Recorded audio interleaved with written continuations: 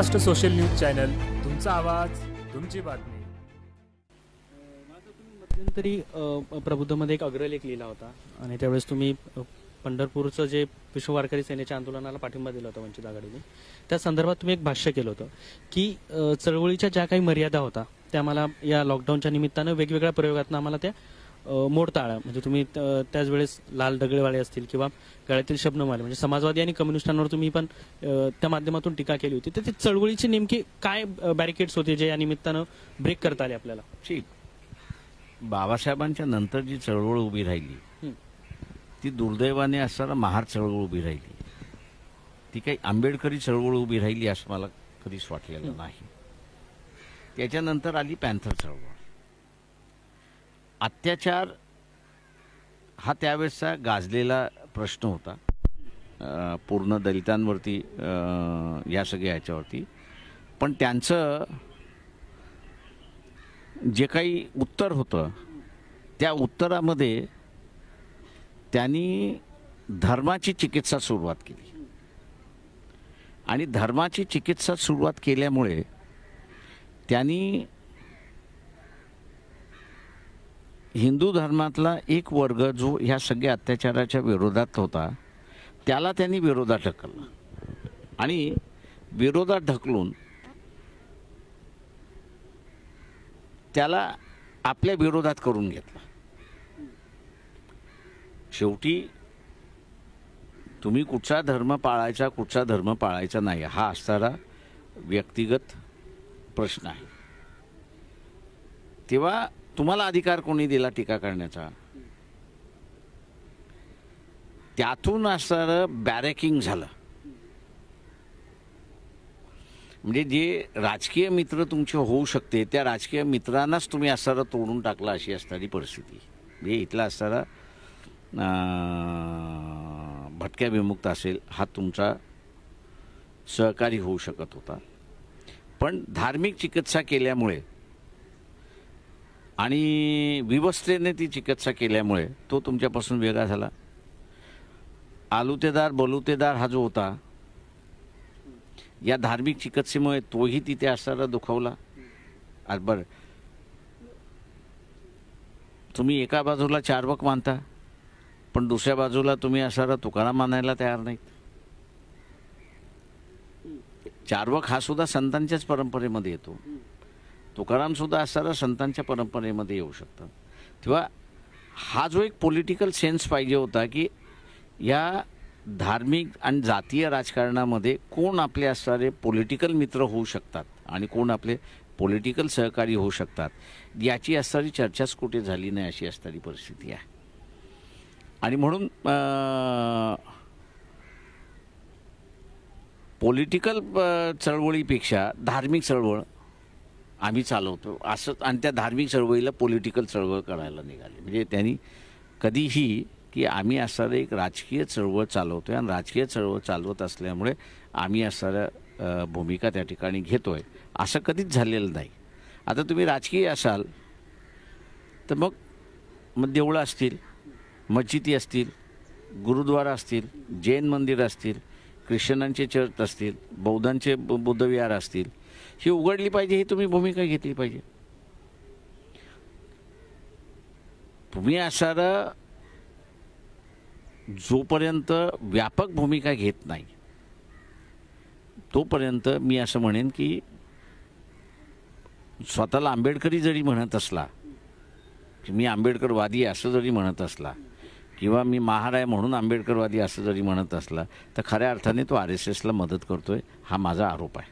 Sir, याच्यात दोन गट पडले होते. आपण उदाहरण म्हणून बघायला गेलो तर पंढरपूर आंदोलनाच्या वेळेस यात काही आंबेडकरवादी ही राजकीय टीका म्हणत होते आणि काही याला धर्मविरुद्धतेचं बंड म्हणत होते. म्हणजे बाबासाहेबांनी जो काळाराम मंदिर सत्याग्रह प्रवेश केला त्याची तुलना याच्याशी होत होती. म्हणजे हे जे राजकीय भान असलं पाहिजे होतं समूहामध्ये ते न होता हे RSS आणि BJPचा जो प्रोपगंडा होता त्यालाच बळी पडले. ते असे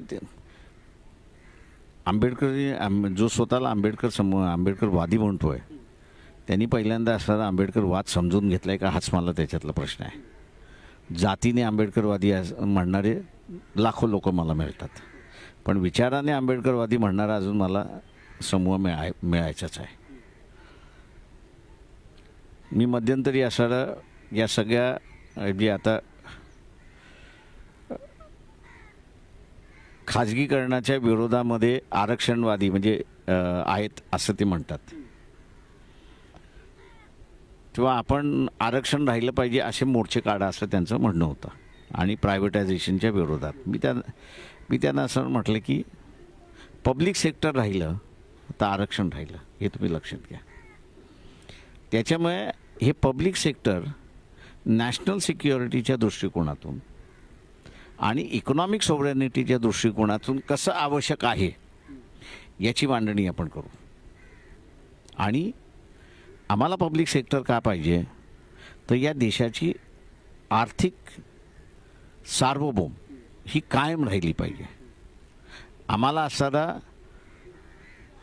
जे बनाना रिपब्लिक म्हणतो तसं व्हायचं नाही, कुठल्या तरी देशाचं पपेट आम्हाला व्हायचं नाही. पण हे समजून घेणारा आंबेडकरवादी वर्गच नाही आहे, किंवा जो शिकलेला वर्ग स्वतःला म्हणतो आहे, नोकऱ्यांमध्ये लागलेला वर्ग म्हणतो आहे, महिन्याला पगार घेऊन असणारा जो सिक्युअर झालेला आहे त्यालाही या गोष्टी लक्षात येत नाहीत. आणि तोही त्याला मी ह्या मताच्या बाजूने आहे असंही म्हणायला तयार नाही. तर तो जातीचा आणि पोटजातीचंच राजकारणामध्ये अडकलेला आहे.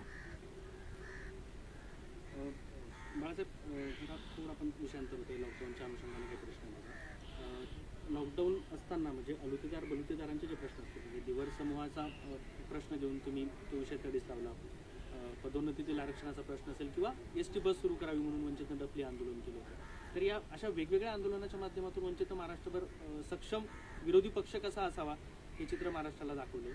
पुढच्या काळामध्ये वंचितची वाटचाल कशी असणार? हे आमची आत्ताच्या ह्याच्यामध्ये आम्ही असं जे आहे की ते शेतकऱ्यांचं जे आंदोलन, शेतकरी आंदोलन जे आहे, शेतकऱ्याच्या आंदोलनाला पाठिंबा देणार आम्ही. पण महाराष्ट्रातलं सरकार हे सुद्धा मराठा शेतकऱ्यांचं आंदोलन आहे ना. तेव्हा आम्ही सरळ प्रश्न विचारणार आहोत की हा जो बाजार समितीचा कायदा आहे त्या बाजार समितीच्या कायद्यामध्ये 2 गोष्टींच्या दुरुस्त झाल्या पाहिजेत. एक म्हणजे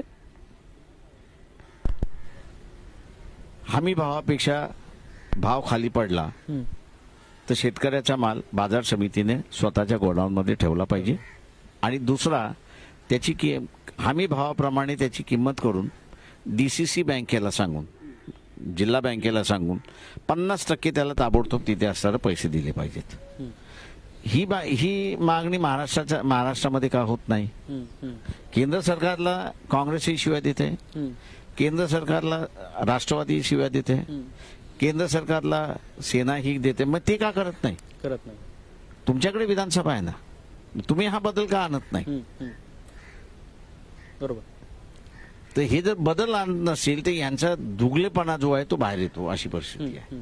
म्हणजे महाराष्ट्रात फार काही म्हणजे ज्या काही शेतकरी संघटना आहेत की इथले जे काही शेतकऱ्यांचे जाणते राजे म्हणून घेणार आहेत त्याही याविषयी त्यांनाही इथं असणारा मिनिमम सपोर्ट प्राइस मिळता कामा नये अशीच भूमिका मग धरावी लागेल त्यांनी जर बाजार समितीच्या कायद्यामध्ये जर बदल आणला नाही तर.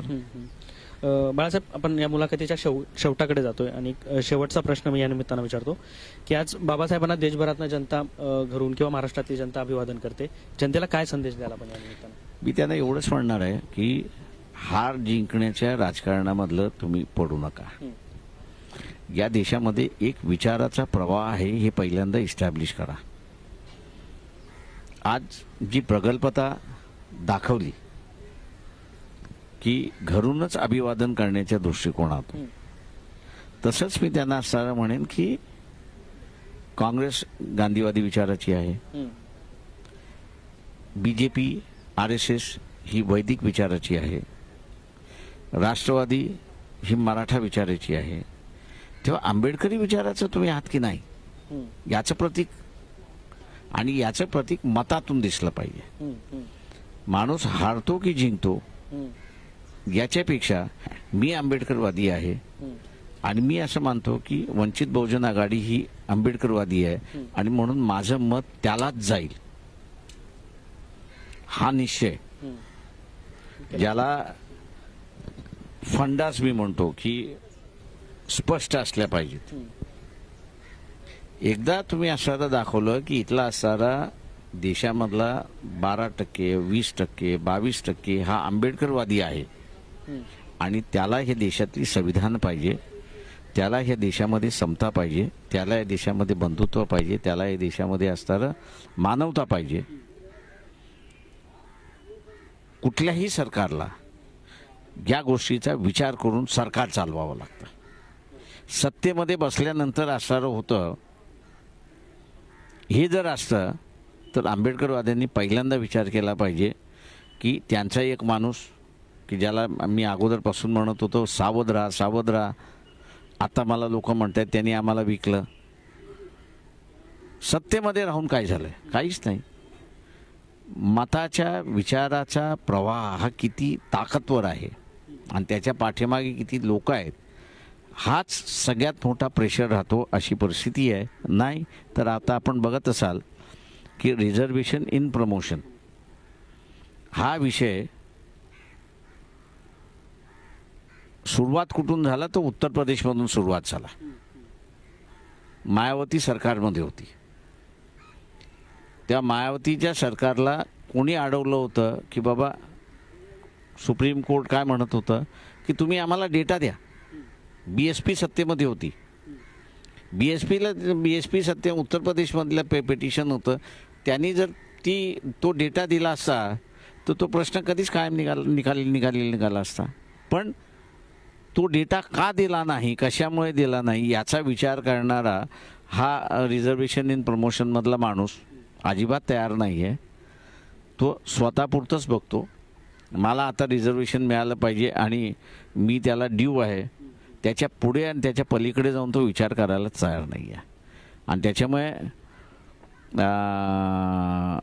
जे बाबासाहेबांच्या काळामध्ये आणि त्याच्यानंतरच्या काही वर्षाच्या कालावधीमध्ये सामाजिक आणि राजकीय प्रश्नावरती जे समूहाचं जीवन होतं ते संपताना मला कुठेतरी दिसते. माझं आता व्यक्तिगत जीवन सुरुवात झाले. फक्त असं व्यक्तिगत जीवनामध्ये काही अडचण आली तरच मी त्याच्यामधला असणारं चळवळीबरोबर आहे, नाहीतर नाही. म्हणजे त्याचं सगळ्यात चांगलं उदाहरण हे असणारं भीमा कोरेगावमधलं दिसते की भीमा कोरेगावच्या सगळ्या आंदोलनामध्ये कोणीच नव्हतं. वंचित बहुजन आघाडीच उतरली. अख्खा महाराष्ट्र बंद केला. त्यावेळेस आंबेडकरी समूहातून एकच आवाज निघाला की नाही नाही आपण आता असणारं वंचितच्या पाठीमागे उभं राहिलं पाहिजे. जसं त्यातून मार्ग काढला, मोकळं झालं, तशी उधळणं आपण ज्याला म्हणतो तशी आंबेडकरी चळवळीतली माणसं ही आता पाहिजे तिथे उधळायला लागली तशी परिस्थिती आहे. तेव्हा अडचणीत आलं तर मग वंचित बहुजन आघाडी आणि वेगळी परिस्थिती झाली की आम्ही उधळायला सुरुवात करतो. व्यक्ती स्वार्थ त्याच्यामध्ये असता तो सामूहिक स्वार्थ सामूहिक आंदोलनाचं इसेन्स जो आहे तो सगळा त्याच्यामधला संपतो. आणि म्हणून कदाचित जी भीती आहे या सगळ्या ह्याच्यामध्ये आणि ती म्हणजे की बाबासाहेबांचं आंदोलन हे हारतंय की काय देशभर अशी परिस्थिती उभी राहिली आहे. आणि त्या हरवण्यामध्ये दुसरं तिसरं कोणीच नाही आहे. तर ज्यांना बाबासाहेबांनी मुक्तता केली तेच ते आंदोलन हरवतात आहेत हा माझा आरोप आहे. बाबासाहेब नेहमी म्हणत होते की मी जर गुलाम व्हायला तयार असेल तर मला कोणी गुलाम करेल. मी जर गुलाम व्हायला तयार नसेल तर मला कोण गुलाम करणार आहे. मी जर 2 हात करायला तयार असेल तर समोरचा म्हणतो यार 2 हात करायचं म्हटलं म्हणजे आपलाही जीव जाऊ दे, त्यालाही जगू दे, मलाही जगू दे. जेव्हा मला जगायचं असेल तर मला लढलं पाहिजे, मला एकत्र राहिलं पाहिजे, मला कोणाच्या तरी पाठीमागे उभं राहिलं पाहिजे, मी एकत्र निर्णय घेतला पाहिजे. हा जो आहे तो नाही आहे.